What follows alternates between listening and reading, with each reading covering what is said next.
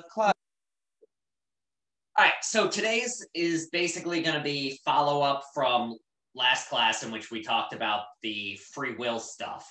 And it's basically just going to be looking a little bit more in depth at the different views of, because we talked about last time, we have this feeling of free will versus this notion of free will equaling our actually causing things. And so basically what I talked about last time, it got a little messy towards the end, but I basically just want to, given the data that we have from the psychology literature, talk about three different views of what the relationship between our feeling of free will is and the actual causes for our behaviors, and then what the implications are for how we think of ourselves and how we take responsibility for our actions and things like that. So just as a review, the general picture of how the human mind works and the way we do things is something like this. So here we're going to draw your foot. This is going to be the worst drawing of a foot ever, but that's a foot, and you can imagine kicking it. So the idea is supposed to be, on the traditional view, that what causes you to kick your foot? What leads up to it? So down here, actually, let me erase to make this a little lower. So down along here, just imagine this is going forward in time. So over here is earlier in time, over here is later. So the picture we generally have is that there's something going on in the mind. So we can think of the mind over here, and as the mind works through time. So basically, we have this thought in our head, this sort of conscious thought. I'm going to kick my foot now. And there's a sense in which this goes forward in time, and then this is the actual thing that causes the foot to move. Now, maybe there's some stuff underneath here in the unconscious, but these things, in some way, if there's any connection here, they trickle up into what you consciously think, and that causes you to move the foot. So in the same way where you say a sentence out loud, I'm going to kick my foot now, you can think of you coming up with the decision in your mind. It takes time, and the very thing that causes your foot to kick is the very same thing that you're aware of in your head.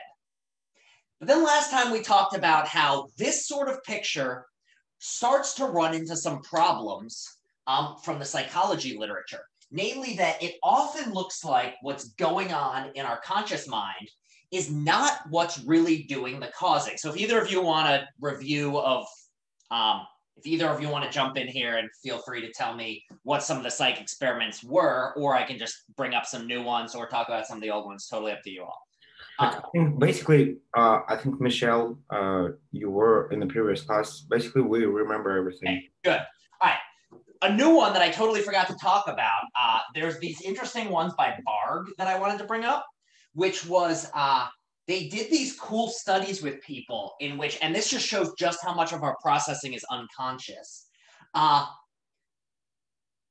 They did these studies in which they asked people to just do like a word matching task or word memorization task. Had nothing to do with your behaviors explicitly. But it was basically, they gave you a bunch of lists of words, and the control class got a bunch of totally neutral words. The rude class got some words like rude or obnoxious mixed in with their other words. And then the nice group had words like nice and patient mixed in. So it's not like they were just words of rude or obnoxious. It's rather they were mixed in with a longer list. And then the study was, in between tests, you go out into the hallway, and there would be a experimenter there talking to somebody else, and they would just keep talking until you interrupted. And what they found is the people who in their word list had this rude, obnoxious, were far more likely to actually interrupt this person, even though they in no way, if you ask them, like, did you realize you were being rude, or did you think about this? They wouldn't say anything. They'd just be like, oh, no, I just thought it was time to do this. So this is another experiment suggesting that in a lot of cases, what's really doing the work is the unconscious.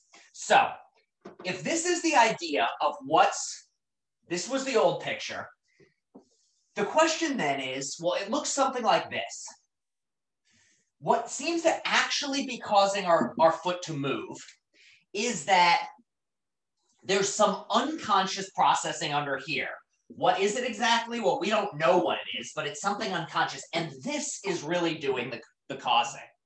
The question then is, and we can think about it in time, where the question then is, what exactly is this doing?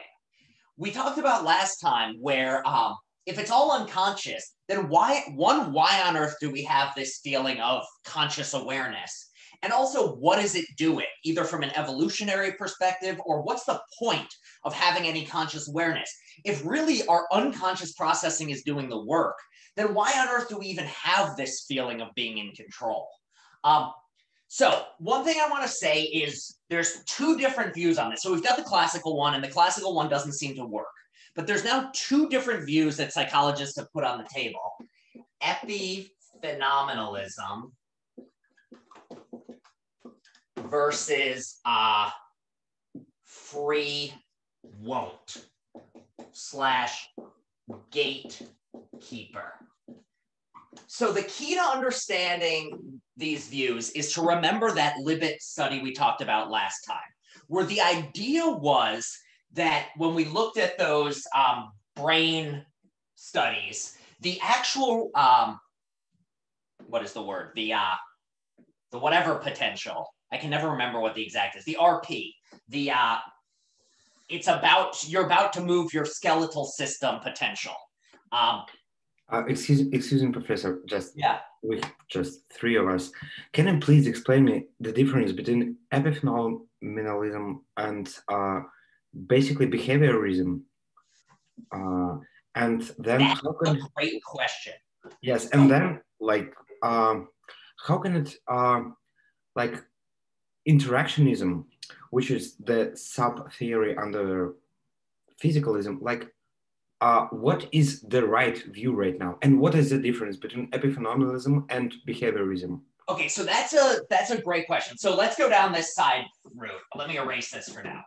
So the way to think of it is that epiphenomenalism is going to be a more general characterization than behaviorism is.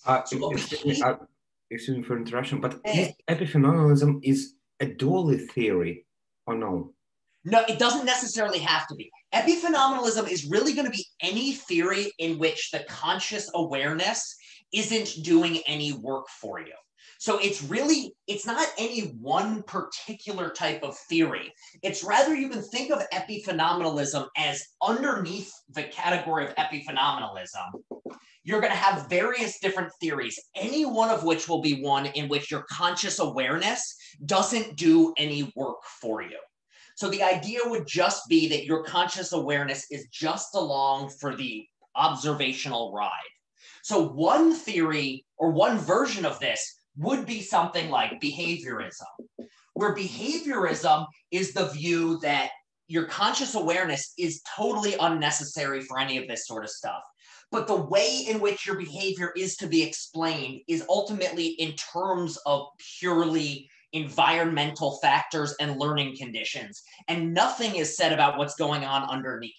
However, there are other forms of epiphenomenalism, and the ones we're talking about here, like these views that in the reading I had you guys read, I'm forgetting every name today. I think it was Wagner. Yeah. He doesn't want to deny that there is mental processing. Like when he speaks of unconscious processing, he's, as somebody who works in cognitive science, is almost certainly going to believe that from a scientist perspective, you are going to characterize things in terms of mental symbols. So he's going to say that in the unconscious mind, there are going to be things with representational properties. It makes sense. Maybe he wouldn't talk in terms of beliefs, but he would speak in terms of like a language of thought sort of way, or thinking in terms of a representational theory of mind. So the behaviorist is going to reject all of that as useless.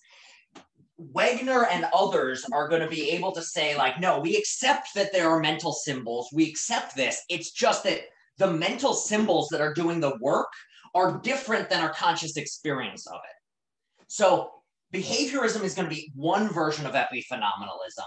A pure physicalist view of a view in which it's all just a matter of brains and physical connections, and ultimately the mind is to be cashed down that way. That could be another form of epiphenomenalism. It's really that epiphenomenalism is any sort of view in which and it could be a dualist view as well. If you had a view where you had this mind stuff that was a different, like substance dualist, that felt that the mental stuff was just on the same pathway or like temporal pathway as the physical, but the physical's doing the real work, and that's what's moving the bodies. That could be another form of it. It's basically, if you do not think that your conscious awareness is playing any causal, or the thing you're consciously aware of when you are aware of the fact that you're moving, if you don't think that that's doing any work at all, then you're an epiphenomenalist. So there are many different flavors of it. But the one we're talking about is this flavor. A behaviorist would be over here, etc. Does that make sense? All right. Thank you. That was an awesome question, by the way. All right. So the difference between epiphenomenalism and the free won't or gatekeeper view is, remember what we said with the Libet studies? Basically, this is the potential in your mind, electrically speaking, across time, at which point it builds up to here and then the motion happens. So, you look at the electrical signals. This is suggesting that your mind has in some sense already made up the decision to move the foot, but you only become consciously aware here, which suggests that the actual decision-making process was done by something else, and then conscious awareness comes in at this point. So then the question is, what is conscious awareness doing? What purpose does it play? Well, one thing that the Libet study showed was that the conscious awareness doesn't come fully once the foot starts moving. There is still a little temporal gap between the foot moving and conscious awareness. So it is, you start to prepare to kick the foot. Then you become aware of this intention, and then the foot moves. And we're talking in terms of milliseconds here. But what this means is there is a gap in time between your coming to be consciously aware and the foot's moving. And this is important because this motivates Libet's own view of what conscious awareness does. And so his view looks something like this. He wants to say that if what's really going on is this unconscious processing that goes over time like this, so you go, I'm going, or no, this is the question mark, whatever unconscious processing. This is happening unconsciously. And then at the same time, right at about here, you come to the conclusion, I'm about to kick my foot. And what happens at this point, according to him, is that what can happen is that even if the thing doing the causing is unconscious, the conscious can step in as a sort of gatekeeper, where what it's able to do is stop the mind from continuing with its initial plan. So what it basically does is that, yeah, that's a better gate. There we go. So what it does is at this point, it can almost drop a drawbridge sort of thing or a gate that prevents this foot kicking from going through. Now, the evidence that this is the correct way to view it is very limited. But in this sort of psychological stuff, a lot of it's very limited, but it's a very interesting hypothesis. So the idea would be this. You have unconsciously the drives to do stuff. And then basically all the conscious does, or all your higher order awareness does, is make you aware of something right before it happens and give you the option to stop it. So you would say that the I, the self that you identify with, the conscious awareness, never causes things to happen. It rather, the only sense in which it causes is whether or not it lets some unconscious intention go through. So it's the same sort of way. You can think of it almost as the quality control check, is in the same way that the factory is creating products and it has to go past the quality control division. The quality control division has the ability to stop something from going through, but it never has the ability to replace it with something else. It never has the ability to consciously, it can't replace it with something else. It can't then tell this group how to rechange it. All it can do is stop. And so the idea behind this would be that conscious awareness plays this almost, I don't know if you want to say like immune system role, but basically what it does is it just prevents the self. Well, it prevents the human from doing something completely stupid. It steps in, it becomes aware when stupid things are about to happen and stops them, which is really quite a limited view of what conscious awareness is. Like all you have, you don't have any free will, you have free won't, because all you're capable of is putting a blocker on any type of intentions from unconscious processing. To be clear, this is not an Epi Phenomenalist view, because according to Libet, this sort of gatekeeper operation is something that the conscious mind is fully doing. It is playing a causal role in the human being's response. And now, some things worth highlighting here is, one, this view does allow for a certain degree of what we typically call free will or control over your actions. It's not that you have no control over what's happening. It's just far more limited than in a traditional picture of how free will works. And the other thing to point out is that there are all these sorts of studies that suggest that our ability to prevent our unconscious processing is on a limited resource.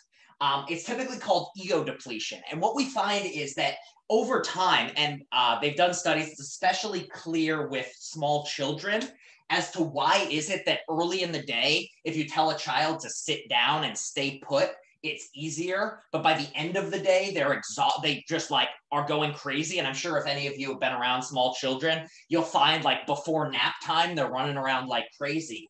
And the idea is that there's this limited resource in mental energy that gets depleted. And what this mental resource does is it stops you from doing things that you might regret. And as children get more tired, they can't do that. Also, things like if your blood sugar gets low, or later in the day, you have more trouble saying no. Also, why alcohol leads to, why it's harder when drunk to stop yourself from doing dumb things. Well, this kind of takes away the gatekeeper ability, in part because it depletes the amount of energy you're willing to put in to stop yourself from doing something. So does that make sense? Like what this picture is? It's kind of a fascinating view of what the purpose of conscious awareness is. And it's like, as I said, there's not too much research that's been done on whether it's 100% correct or not, but it's definitely an open possibility. And it's a fascinating one at that. This idea that all your conscious awareness is able to do is to say no. And so there's this really weird thing, which almost creates this Jekyll and Hyde effect, where you start to think of yourself as like the acting person. And it's almost like you are, there is almost a Freudian sort of sense to it too, where you've got this ego, this like the conscious thing that has to fight against these unconscious urges. But it's not unconscious urges in the sense of like you want to kill your father and sleep with your mother. It's more like every little thing from kicking your foot to writing a letter to sending an email to playing a game is all coming from this unconscious self. All that this can do is stop it. And there's no real way of explaining how you could then teach the unconscious self what it should want to do or things like that. Any questions from either of you at this point? It can be on anything I've talked about or anything further. Just a small question. As you remember, like on the previous class, Conrad told you about the book that all our actions are predetermined and our like there is a gap like in 5 seconds between we actually do something. Do you remember the name of the book? I just want to read it, but I don't remember. Right now, I do not, but I was having trouble uploading the video from Tuesday. So once that's up there, I will also check in the chat and I will email you what the book title was. Yeah, yes, please. Be there in the tag. Because like my Russian friends just yesterday, they told me about this stuff, the scientists in Russia, and like I have to read it. All right, yeah, I will find that and I will email it to you. If you want me to email it to you too, Michelle, I can, but no pressure one way or the other. All right. So that's this view, this gatekeeper view. So on this view, it's almost like our sense of free will in our traditional view is quite large. In this one, it's really been limited. And all we have the ability to do is say no to unconscious processing urges. Now, the final view, the Wegner view, is even stronger. It's this Epi Phenomenalist view. It's the view that, well, let me draw the picture up, where, you know, unconscious is down here doing all the work. It's what causes your foot to kick. And then what's the conscious doing? Well, I'm going to kick my foot. All this is doing is almost just, it's almost like a thought bubble that in no way affects what's happening here. This is where all the work is. This is just along for the ride. In a certain way, he refers to it as a compass. In the same way that if you're looking at a compass on a ship, it tells you like what direction you're going in right now. It doesn't change the direction. It doesn't do anything except just tell you where you're going. So in the same way, his idea is that what your conscious awareness is doing is nothing more than giving you a sports announcer announcing what is about to happen in your body. So it's literally in the same way the sports announcer would go, and now the ball gets passed to the corner and they're kicking it in towards the center. In the same way, all your conscious mind is doing is going, all right, we're about to move our foot. Our foot is moving. Oh, we've changed our mind. The foot is no longer lifting. We are now stepping. That's all it's doing. It's literally just an announcer announcing to your conscious awareness what's happening under here. And so it's almost just like an observer. So that's the strong epiphenomenalist view. And there are people who hold this strong view, like Wegner. And the question, well, a few questions arise. One, if this is all that if this is all that our conscious awareness of what we're doing is, all it is an announcer announcing what the unconscious is about to do. One, it seems like our sense of free will is completely different than we thought.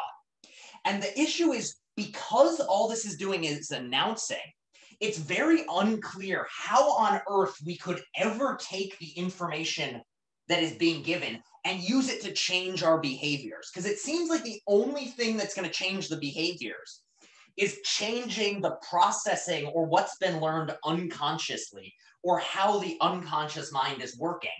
And my coming to believe I'm going to kick my foot is in no way something that can change it. And even if I have a thought like I shouldn't have done that, all that's going to be is becoming consciously aware of some processing that has already occurred. If like immediately after you kick your foot, you have a regret, the idea would be that, well, or you're about to kick and then you pull back and you're like, wow, I'm a good person. I didn't kick that puppy today. That's again, still you just becoming aware of decisions made by your unconscious. So we really get a different picture of, well, what on earth is it to have control over your actions? How could you even go about changing this? It just feels like any room for what we typically call free will goes out the window. And it starts to seem a lot more like you can, and this was actually to talk about behaviorism. This was kind of a view that B.F. Skinner had in terms of how do you make people do good things. And his view was there's no point punishing people for doing good things because what they think about it or anything like that, that cannot change the behaviors. The only thing that can change the behaviors is training them correctly from childhood. So in the same way, what this sort of view would point to it's not the same view as Skinner, because Skinner would want to say, like, you put them in a Skinner box and you give them food and everything, and that's all there is to behavior.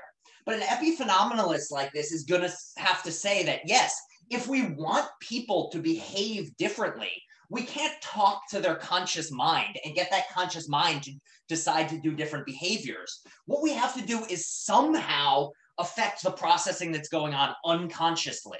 And that's going to be done in some way other than our typical way of explaining to someone's conscious ideas how they behave.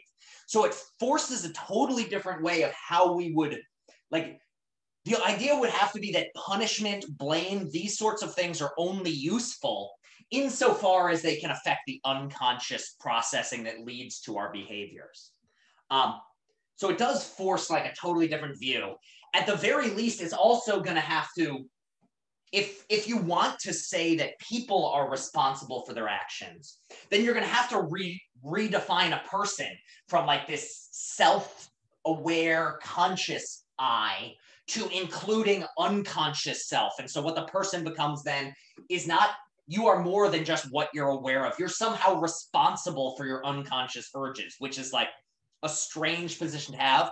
I mean, maybe it's viable, and maybe we just have to say that, like, no, I am all my unconscious processing, and I might not like that, and it might go against this like great tradition that goes back to thoughts of souls and everything else. But it's just a completely different view.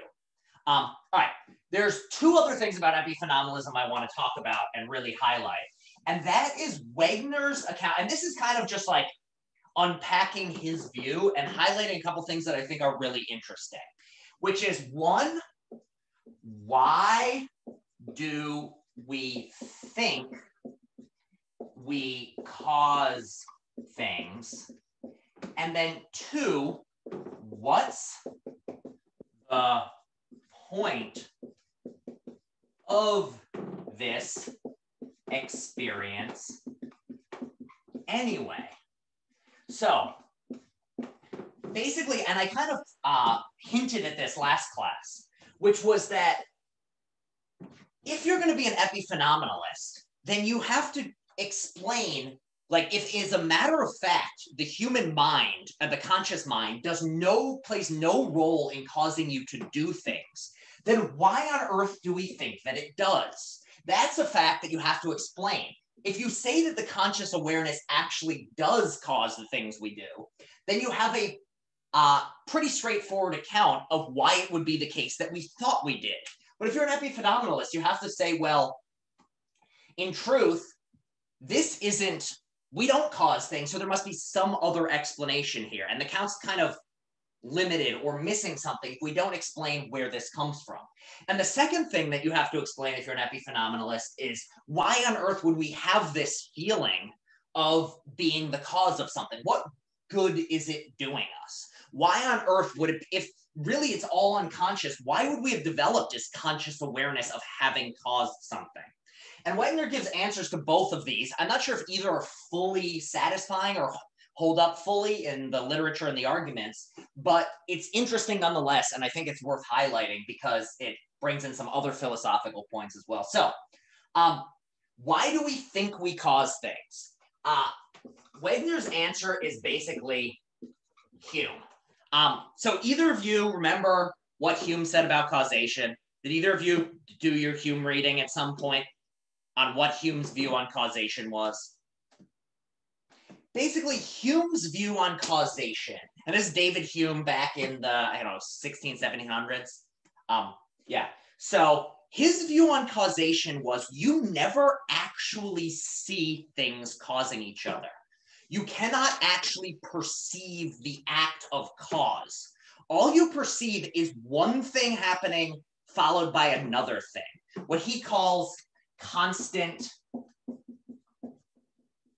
conjunction. So for instance, if you see this marker go like that, you see almost, or you experience it as one thing causing the other. Or in, like, his famous example was in billiards or in pool, when you shoot the ball, one ball hits another ball. And we, in some sense, experience that as one thing hitting another. But in truth, all that is entering our sensory system is an experience of one ball moving, the two of them coming together for a minute, and then the other ball moving. So there's nowhere in what we actually experience that is the causing action. And what Hume wants to say is, if you're going to say that one thing causes another, then you have to say that somehow that is being read into it. So Hume doesn't want us talking that way because he was an empiricist. And he wants to say that we can't have thoughts of cause. We're mistaken in that. It's just a habit of ours to think there's causes. But what others have since argued, the rationalist position, and one that has been looked at in psychology in the 20th century, is this idea that the reason we see experience of cause is that implicit in our way of experiencing reality is we start existence with, in some sense, the concept of cause. And concept here is being used loosely. We have the concept cause, and basically we're just programmed mentally. Whenever we see one event following another consistently, to experience it as one thing causing the other. And you can see why, evolutionarily speaking, this would be really useful. You need to know, to get around in the world, what causes what. So if you're somebody who, you see a tree fall over and something gets smushed by it, then you learn that even though what you actually saw was the tree falling and then a separate event of smushing, you need to know that the tree caused that smushing, so that in the future, if you see a tree fall, you know that the tree caused it, and therefore you should get out of the way. So Michelle says, if we try to make I think we try to make correlations based on our experiences. And that's exactly right. The idea here is that we try to make these, what we're doing is based on our experiences, we're information processing creatures. What we do is we examine our whole life experience and we look for these correlations. And if you just look at the correlations, you don't get causation. And this is the famous correlations do not equal causation. But what we seem to do, and why we fall prey to the correlation equals causation fallacy, is that we read into correlations that there are these causal connections, because in most cases in which things are correlated together, one does cause the other. So for instance, when you've got dominoes, when one domino knocks over another domino, all you technically are picking up the information of is one thing happening and then another thing happening. But there's an evolutionary benefit to treating that as a causing event. So we evolved to read into things causes that are there in many cases, but not always there. So the idea that Wagner says is because we are programmed in this way to experience things as being instances of one thing causing another, and because we evolved to read that in or project it onto situations, anytime we see these sorts of correlations, we will project a cause onto it. So the reason that we have this epiphenomenalist experience of, I have this experience of having caused my actions, is simply that there is a strong correlation between my experience of having caused X and X happening.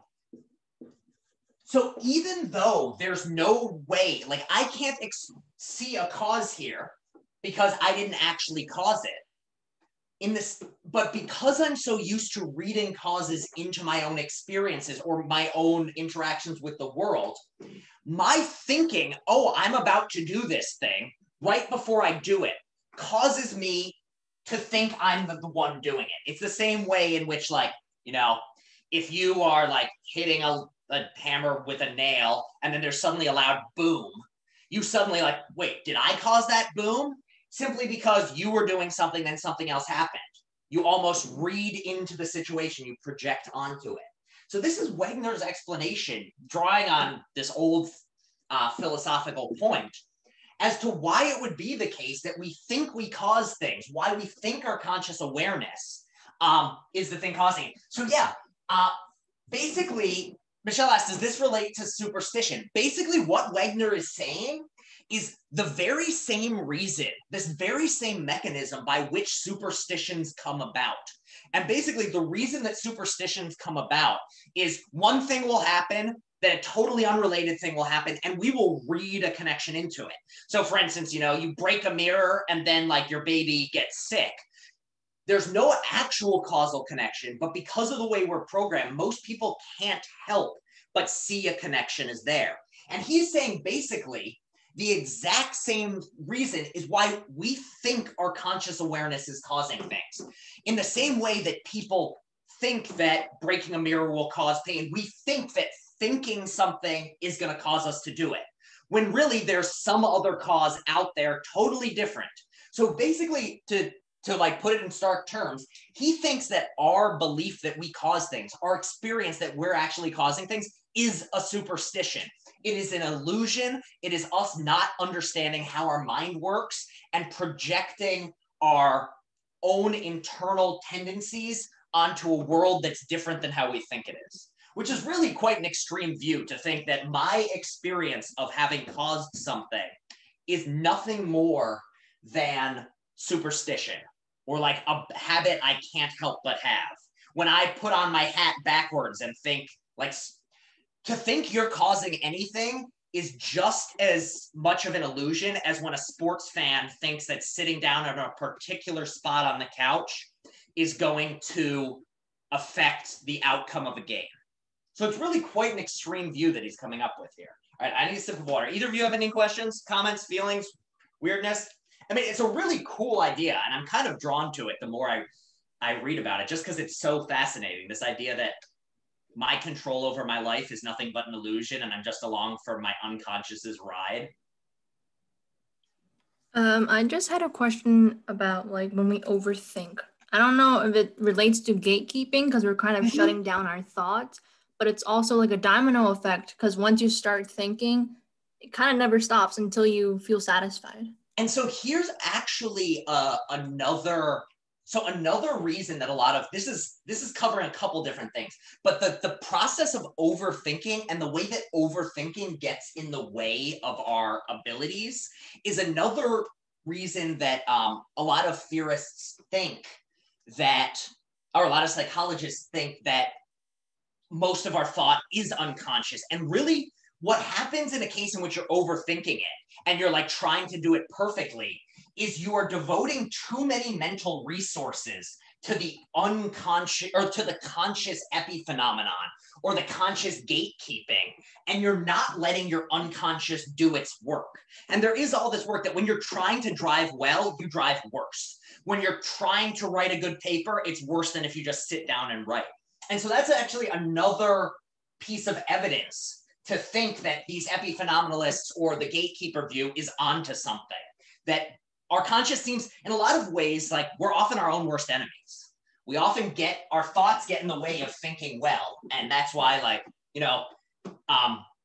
have either of you heard of like the notion of a flow state, or like a mental state of, it's something that I've read a lot about recently. It's this idea in which you kind of just, instead of trying really closely to do it, you just kind of sit back, relax, and just kind of go with the first thing to pop into your mind. I've actually, start of COVID, I was doing a lot of jigsaw puzzles because there was nothing else to do. And I would find that I was best at doing them when I wasn't trying. And I just like, without even realizing how I knew it, I just suddenly know, oh, that piece goes there. And then inevitably it would be correct. And my conscious had no idea how it got that answer. It was just, the unconscious was just flowing, and my conscious, I was not letting it get in the way. And usually what would happen is I'd like get a gut feeling, and then I'd double check it, and I'd be like, oh wait, that's not really a certainty. And that almost seemed to, the way in which we can get in our own way does seem to like point towards the gatekeeper view. All right, great point, Michelle. All right, the last thing that from this article that's really worth highlighting is then what's the point of this experience anyway? And this is really, I'm going to be honest, I'm not I do not fully grasp what Wegner's overall view of this is in the grand scheme of things, mostly because he explains it in terms of a word that no psychologists or philosophers can agree upon. What he wants to say is this feeling of being in control is nothing more than an emotion.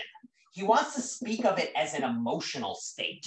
So in the same way as you can experience a certain action as something fearful or a certain experience as being scary, you can have this as an experience as being something you caused, which is really kind of hard to wrap my head around because, again, emotions are a mess to even decide what is it to be sad, what is sadness. But the idea is supposed to be, with an emotion, there's supposed to be these sorts of global states that kind of don't do any, in a lot of cases, don't do active processing or information processing, but rather color any of the processing that's going on and affect basically the whole mental state, every bit of processing that's happening in the mind at once in this global way.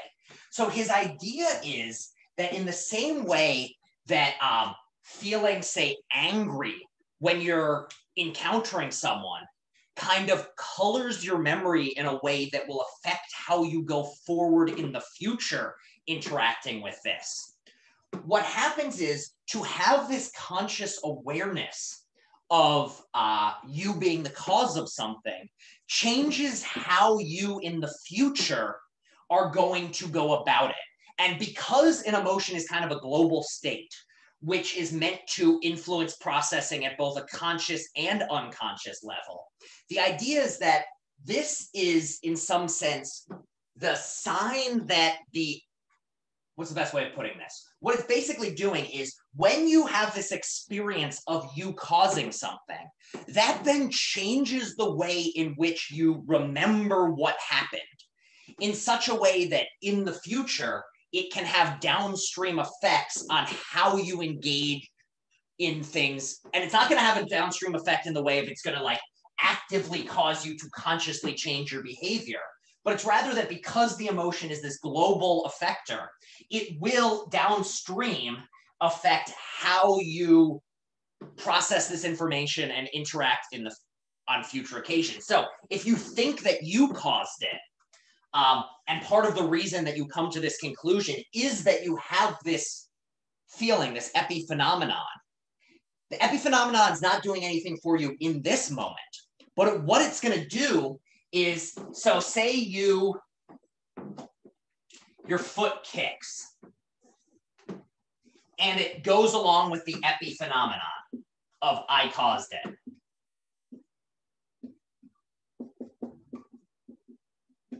So this isn't doing anything in the moment, but when you think back in the future, when the thing which is actually deciding goes back into memory, when the unconscious looks back, what it's going to do is experience this event as one that you caused. And that's going to change what it does in the future. So it's going to do things like, oh, I caused that, therefore it wasn't caused by somebody else, and it's going to play a role in social sorts of situations. So if you know you caused it, then you're going to know not to get mad at somebody else for having it happen. Does this make sense in any way? As I said, it's a really kind of out there view, but I think it's a really fascinating one that's worth talking about. It's this idea that the reason we have this epiphenomenon is not for the now, but rather so our unconscious has something to go back to later. In the same way that, like, you know, knowing that you're going north on a compass isn't going to help you change directions now, but in the future, when you're planning which way to go, knowing that you had gone north at that time will change which direction you turn, assuming that we had free will, which, you know, is out the window. So that actually explaining this view one a little bit better. So basically what we have on the table now are three views. One of which is our classic view, which all the psychology literature seems to tell against. One of them is this gatekeeper view, which allows us to have a little bit of free will, but not a whole lot. And then we have this final epiphenomenal view where really we're just, our experience is along for the ride. And people are generally, I mean, nobody likes to think that we don't have free will. So it gets kind of confusing of the like, what the hell do I do at this point sort of thing. And so here's back to so some people, as soon as they find out or think about they don't have free will, you know, it's scary. And then it leads to existential crisis. But I think my favorite person to point to at this point, just as like a thing, is back to our friend Hume. So Hume, by the end of his writing, had convinced himself that we never know just about, we can never know that tomorrow is going to be like today. We can never know the sun's going to rise. We can never have any sort of awareness of this sort of thing. And a lot of people will be like, oh my God, this is terrifying. And his response was just to go out and eat and drink and hang out with his friends. Because his view was, I can't stop feeling this way. I can't stop feeling like I have free will. I can't stop thinking that things cause each other because it's just like a habit that's ingrained in me. So this is always my sort of feeling about the free will debate. Like, even if I don't actually have any free will, I'm never going to be able to stop thinking I have it. So it's not worth worrying about. That's just like a little anecdotal how I deal with the free will stuff. And that's just totally unrelated to anything other than just like how do I deal with thinking about the abyss? Well, that's how I do it. Yeah, but in this case, just free will just works. Mm-hmm. Yeah, and there is definitely, and the other reason that I'm not so sure that free will stuff is that troubling is the more we learn about the unconscious mind, the less terrifying it is that I might be responsible, or the things my unconscious mind does are things that I'm responsible for. So there's this sense, going back to Freud, that the unconscious is really, really dumb. But there's all this new work which is suggesting that really the unconscious processing is much more like the things we typically think conscious processing is like. So for instance, they've done these studies with things like implicit racism, the idea that you might, if you ask somebody, are you racist? They say, no, I'm not racist. But then you give them the famous test, and the famous test is you show them pictures of people of color pulling something out of their pocket, and then ask them in like a split second to say, is that a phone or is that a gun? And then you also show them pictures of white people doing the same thing. And by and large, people are far more likely to accidentally say that a person of color is holding a gun and a white person is holding a cell phone when they're actually holding a gun. And so this is a way that's supposed to show like we're implicitly racist. And so people worried, like, if this is implicit racism, how are we going to unteach this? How are we going to get people to change their views? And so the thought was, maybe it's just like classical conditioning. What happened was they had this experience of somebody of color and a negative emotion, maybe from childhood, and it just was over and over again shown to them. And the issue was going to be that if this is right, then it seems like, because in classical conditioning, the only way to get someone to not, or to unlearn classical conditioning is basically you have to counter condition. So in the Pavlov dog cases, the way that they got them to stop drooling from a bell was you ring the bell a lot and never give them food. You couldn't be like, hey dog, you're not going to get food this time. That doesn't work. So the fear with this implicit bias stuff or implicit racism stuff was that we're just going to have to give people a lot of images of people of color doing positive things to offset it, and that's going to take a lot of work. But they've done all this new work which suggests that it's far less effective to do that than it is to actually just provide reasons for thinking that people are equal and not dangerous if they're a certain race, which is suggesting that even the implicit bias stuff is somehow open to argument and is open to reasoning in a way that suggests it's far more intelligent than we typically give it credit for. I mean, granted, it's still a lot of work, but...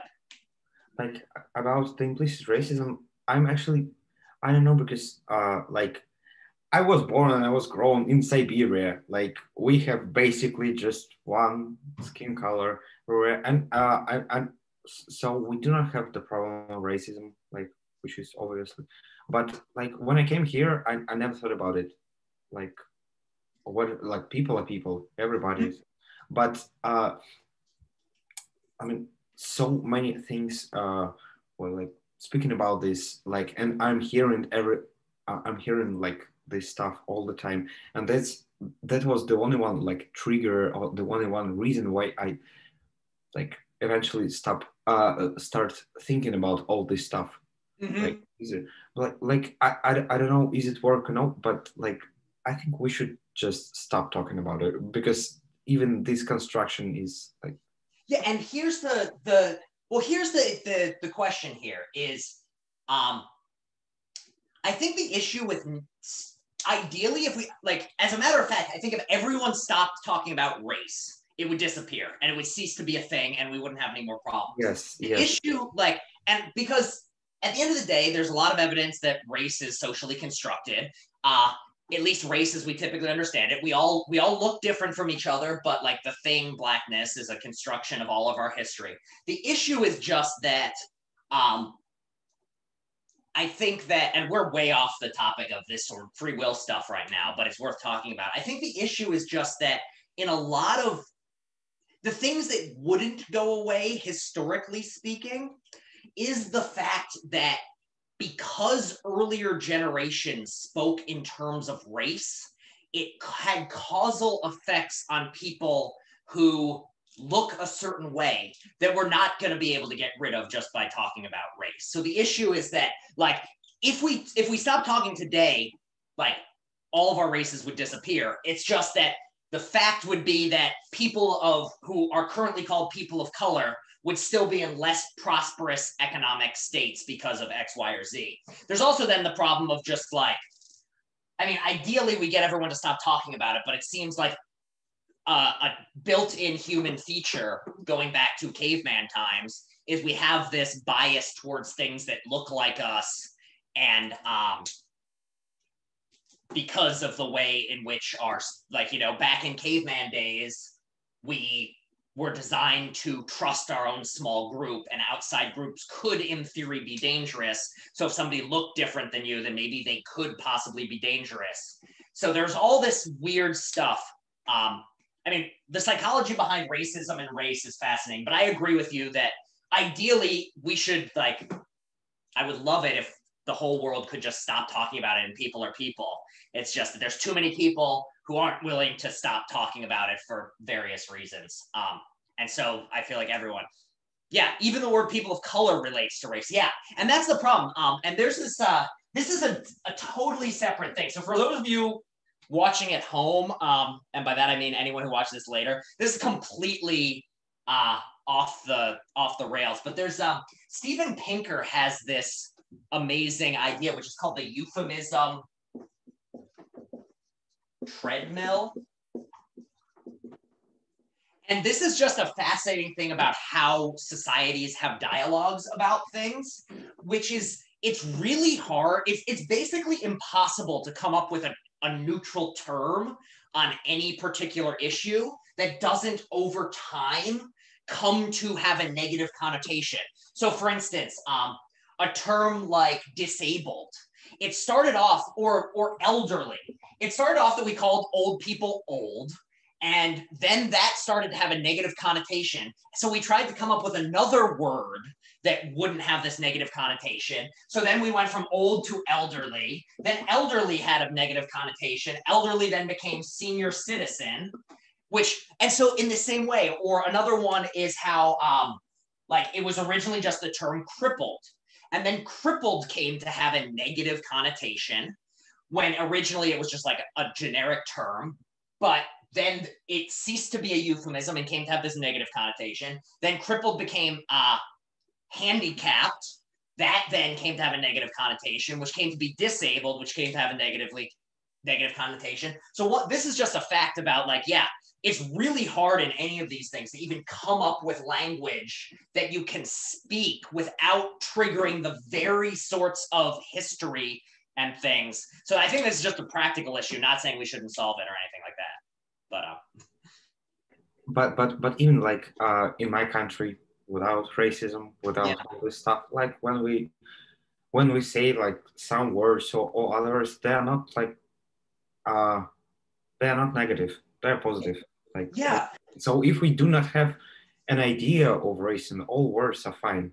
Like really. And that's and I think that the tough thing is though that the history of the words for people who grew up in a different, and I think this goes back to what we were talking about last class about the ethics stuff, and one of the reasons why it's so hard to have somebody from one background or one society interacting with someone from another society's ethics, because if you were raised in a certain way, there's none of that charge. But what can happen is if other people have used a certain word towards you, then when somebody else, without the intention to be harmful, uses that word towards you, and especially if we go on with unconscious processing, where if like a word was used in a very negative way towards you as a child, you cannot help but feel a certain way, which is part of the reason why this stuff is so hard to get away from, is that so much of our own processing is unconscious. And there are words that if I hear, even if I know full on that the person saying it does not know the history of this word, does not intend any harm, is 100% the most well-intentioned person in the world, my unconscious processing still tightens up. And I think that's another issue for why it's so hard to fight this stuff, is because of the way that it's so hard to level the playing field, to just all come at it from a caring sort of way, and why it's so necessary for people to be willing to hear where other people are coming from while also respecting everyone's feelings at the same time. I don't know how we got on the topic of racism, but I think implicit racism is like a great topic for showing how it is that the unconscious is driving so many things in very complicated ways. So Eric Mandelbaum in the philosophy department, he does a lot of cog-sci psych work. He has some really interesting stuff on the implicit racism and the way in which even our unconscious self is able to respond to arguments in a way that you wouldn't typically think. All right, so next Wednesday, I have nothing currently lined up on the schedule.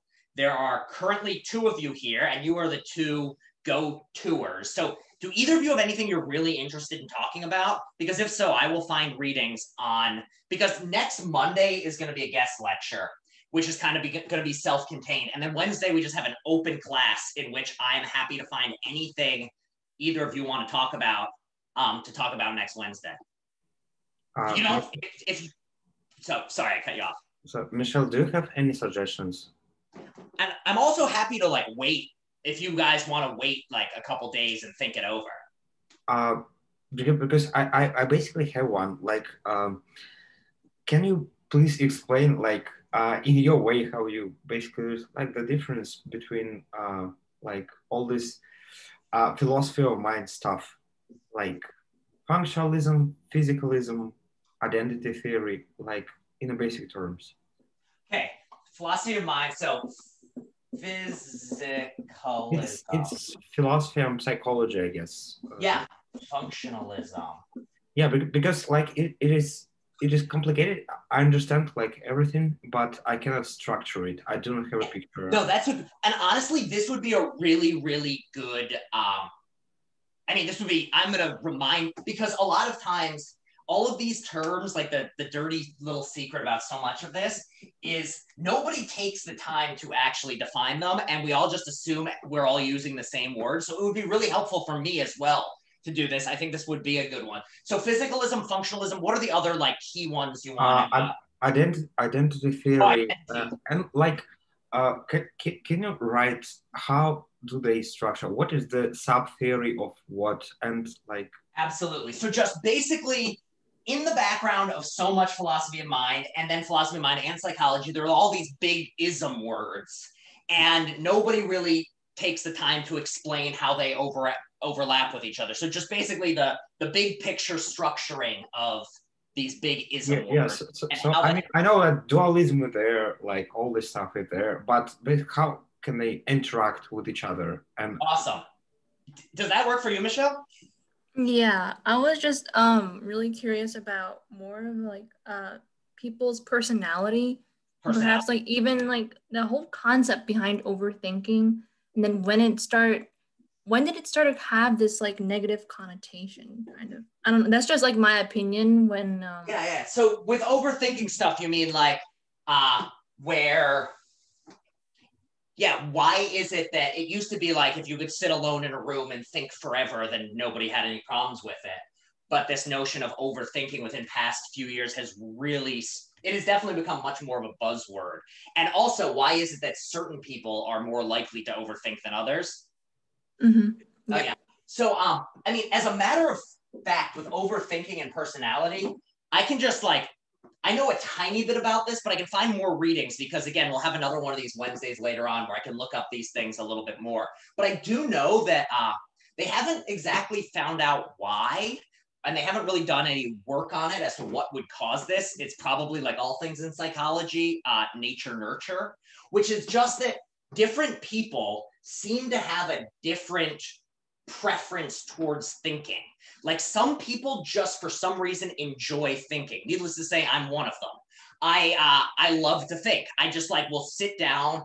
The more complicated something is, I'll sometimes just like try to see how the parts. One of my favorite things to do is just try to here's a weird fact about me. I love trying to draw the genealogical trees of medieval families to try to see how all the parts fit together, which is like one of the weirdest things one could do as a hobby. But it is one of my things I like to do. And why? Because I just love thinking. I love world building. That's why I like my favorite books are all these complex fantasy worlds where I need like a chart to remember all the characters. And that's just something about me. Can you draw the tree of like mind theories? Like you're probably gonna be the first one who's gonna do it. Yeah, that's what I was thinking. That's exactly where my mind went, is to go, and I will try to give somewhat of a historical background, but more importantly, the structural relational thing. So that's what I'll do for next time. And then I'll do a little bit more. And because personality is something that I think is worth just looking at on its own. So we'll plan on doing personality in, well, let's see, is that 2 Wednesdays from now? Yeah, so next Wednesday would be identity theory stuff. Or maybe I'll just do, because we don't have anything lined up for that week. We might do something to just personality related the last full week of class. I'll email everyone and we'll figure it out. But back to this overthinking thing. What they found is that because some people prefer thinking, because of this, they often just, and what overthinking basically is just a matter of thinking about, and you end up having second order thoughts. So you have thoughts about your own thoughts.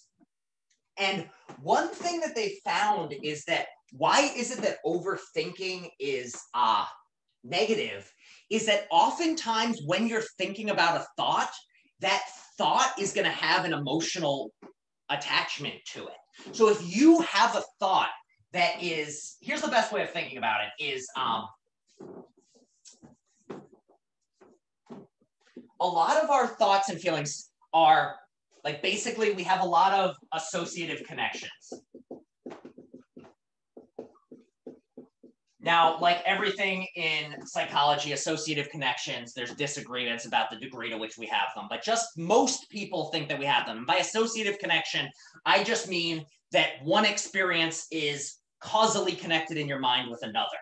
So for instance, if I say the word doctor, certain things are connected and it's going to make you faster to say things like nurse or medicine or vaccine. That's just associatively connected in your mind. And there's some evidence that a lot of our like earliest learning type things and also a lot of our emotionally tied things are based on these associative connections that go back, because a lot of like pure experiential things are associative. So like, you know, dogs and fear, those get associated together usually by just a connection forged through experience. It's not like you rationally think through, like dogs have teeth, teeth can bite, biting is no good, it causes, it's rather you have an experience of a dog and it causes fear. Now, each of these like concepts you have is going to be linked to these other concepts. And so whenever you activate one of these concepts, it's going to trigger other things that it's connected to in the link. So for instance, if you have certain things you're scared of and you think about those things a lot, it will in effect, even if you aren't thinking about the negative things or you're telling yourself, don't be scared of this, you can trigger those other emotions. And this is really what the notion of overthinking is thinking about things in a way that triggers this mechanical connection and causes you stress. So even if you're thinking, I'm not to be afraid of needles, you think to yourself, like, I'm not going to be afraid of needles. I'm strong. I'm going to the vaccine. I'm not going to be afraid. I'm not going to pass out. Like, I'm going to do great. Well, in the process of thinking this over and over, what you're actually doing is, if we think back to like the language of thought type stuff, the representational theory of mind stuff we talked about, one of the things you're doing every time you think this is activating your concept for a needle. And in so doing, that is going to activate your fear connection, because an associative system strengthens simply by the number of times you have the association. So by thinking, I'm not afraid of needles over and over again, what you're effectively doing is strengthening your feeling of, you're thinking needle and you're thinking it right when you think fear over and over again. So what happens with overthinking is, it's basically the negative side, is what happens when when two differently designed systems of the mind interact. This associative system, which connects needles and fear, or connects like your birthday party and happiness. What happens when you then when that system interacts with this rational sort of thinking?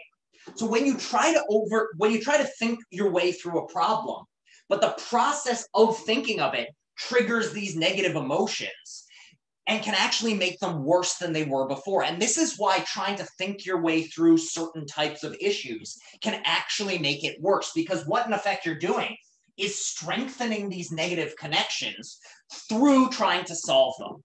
So it's almost like the very process of trying to reason your way through strengthens these associative networks and makes you worse off. So that's one of the ways that one of the ways in which overthinking happens.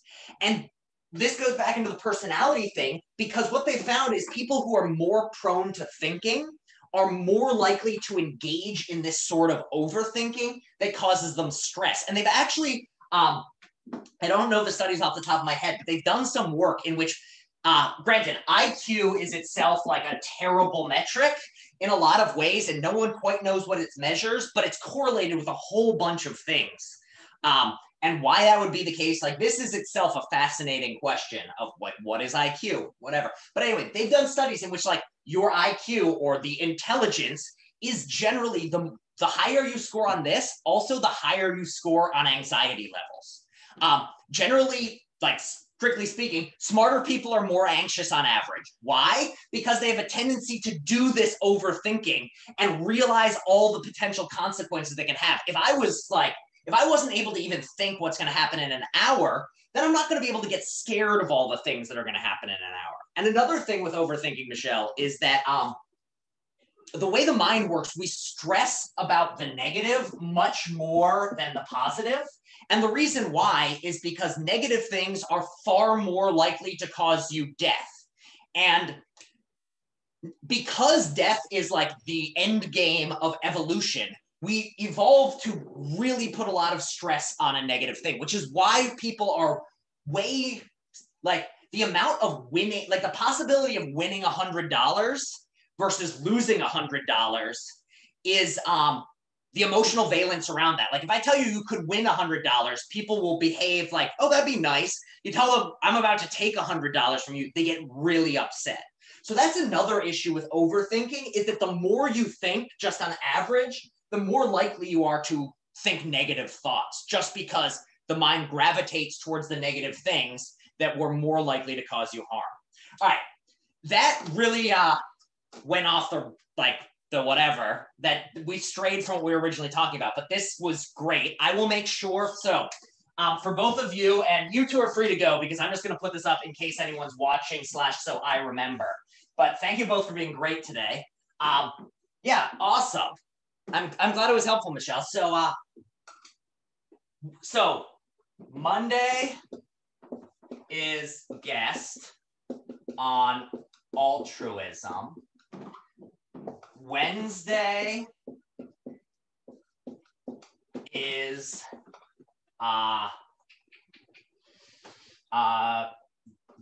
genealogy of mind terms. Monday will be something personality. And then this will be, Wednesday will be probably more personality. And these dates are whatever the dates are on them. But all right, thank you both for that. This was really fun. This was great. I hope you both learned something, enjoyed something, and I will see you both on Monday. And those of you who are watching online, I hope, or on the YouTube, I hope you enjoyed it too. Thank you, Professor. Thank you, Professor. Absolutely.